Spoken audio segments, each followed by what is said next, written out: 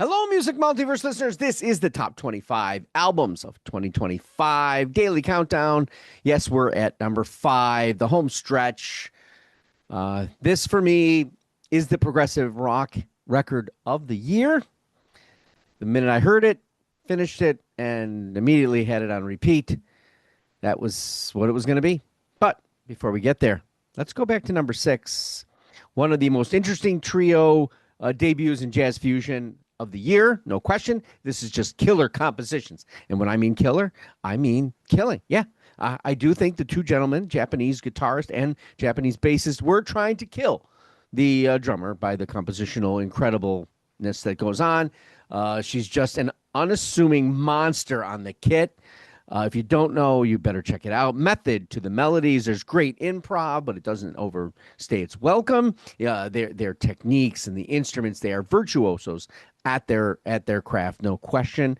And their temperament and the flow of the record is absolutely amazing. If this Japanese trio can stay together and do some things, they could really change the era of jazz fusion. Now, Ken Golden, Laser's Edge. This is just a pure thank you, sir. Thank you to the Norwegian progressive rocker Kay Olsen, composer who just took us back to a progressive scene we've been, dying for, I guess. This gets you from the moment it starts, the caveats of musicianship, like that of Bach meeting Genesis and then some. This is the Book of Hours by Agropelter of Norway. The band, yes, it's Kay Olsen in the compositional, progger, and classicalness. We'll call him a classicist. Oh, there's a word at the helm.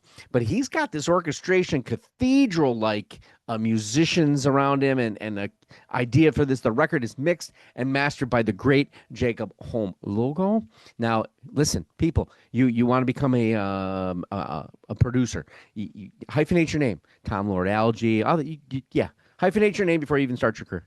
So when Ken Golden of Laser's Edge, the professor of Prog, as he's called on Sea of Tranquility, speaks, if you're a Prog lover, you're listening. If you're not, you should be listening anyway, because he knows his shit, right? And even though you might not agree with some of his pick drops, you will come to appreciate what this man has done, what he knows, and what he talks about in the Prog. Now, what we got here is this record. Oh my gosh, the production, the way it begins, you just know what you're in for. The minute you hear it, you know that it's going to be a bombastic, all-touching prog kind of thing. So let's start off with the comparisons, I find, right? Okay, Mellotron, synthesizer, driven melodies. We're going to be going somewhere else with this tickling the ivories, glue of the band. But Genesis comes to mind, those background keyboards, Moog moments. Yes, right? And that comes in that highlighted solos. And the King Crimson, the technical savvy deliveries under the heavy influence of the Norwegian progressive scene that is always leaving a strong impression musically. It's just audiomatically with them, right? The soundscapes, the generous mood designs of moments, of which this record is just, from track to track done. It's amazing.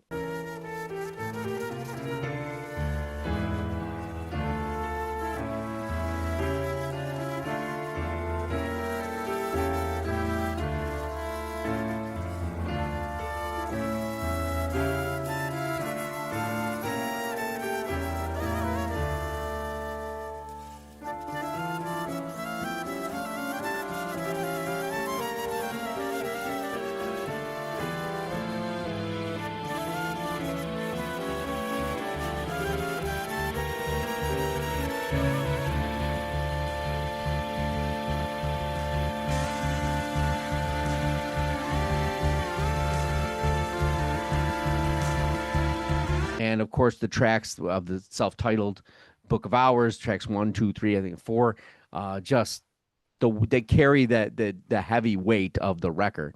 On this level, this is a very, very just tight album. It's inviting for all kinds of standardized progressive rock lovers.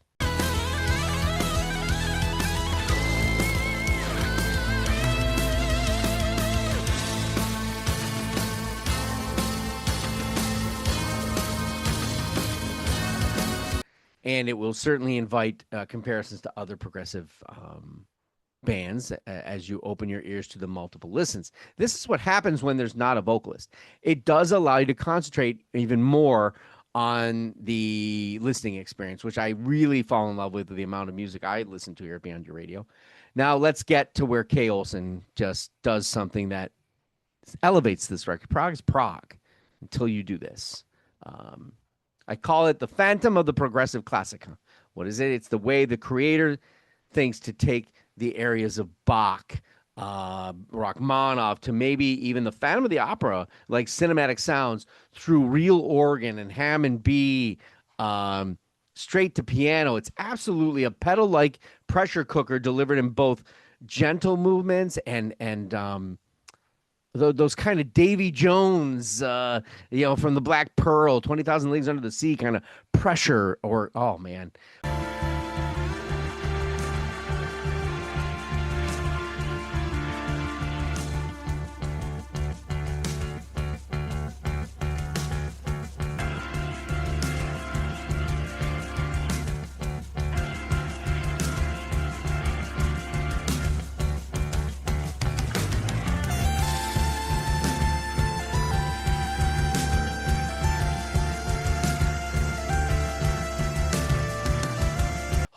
So you get these home by the sea kind of moments, right? From Genesis.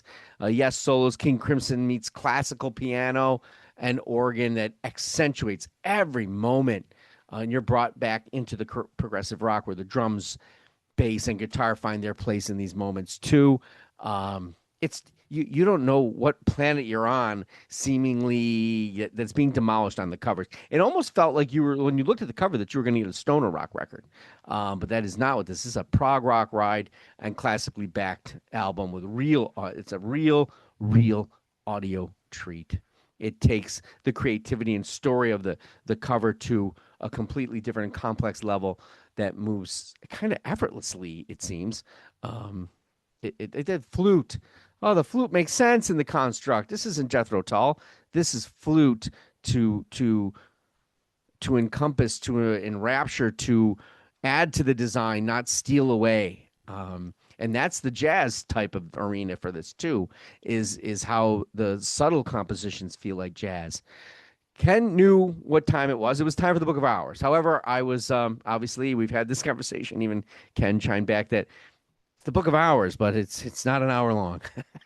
But there's a reason why. You really, to have a great sounding record, and this is a fabulous sounding record, up there with the production of all of these albums this year. You can't go over an hour. So it just hurts the vinyl. This might change the paradox of Prog when you talk about the full-on exposure of how this is made. I love it when albums like this come out and really get you to listen to the depth and complexity of an overall entitlemented record. I will be forced to call this album Forever 4 the Book of 45 Minutes, though. Okay? I guess that's not a good title. Listen, I love the Gang from Sea of Tranquility. Respect the hell out of them. I watch religiously, yes, just probably like the rest of you. If you don't know who they are, please check them out if you're not one of the 55,000 subscribers. What did you think of the Book of Hours? I know you all had more on Police. I liked it too, and the Roberts record, fantastic too. Both incredibly great sounding records.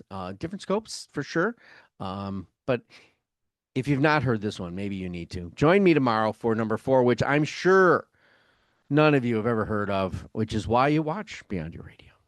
We're on the web at beyondyourradio.com, Facebook, Twitter, Instagram, YouTube, of course, articles, videos, podcasts, anything we get our hands on, right? Join me later for cleanup on Aisle 2025 album review. Saturdays, it is the final show of 2025. Lots of records, quick reviews. Go Beyond Your Radio with us, a real music appreciation channel. Thanks for watching, and happy listening.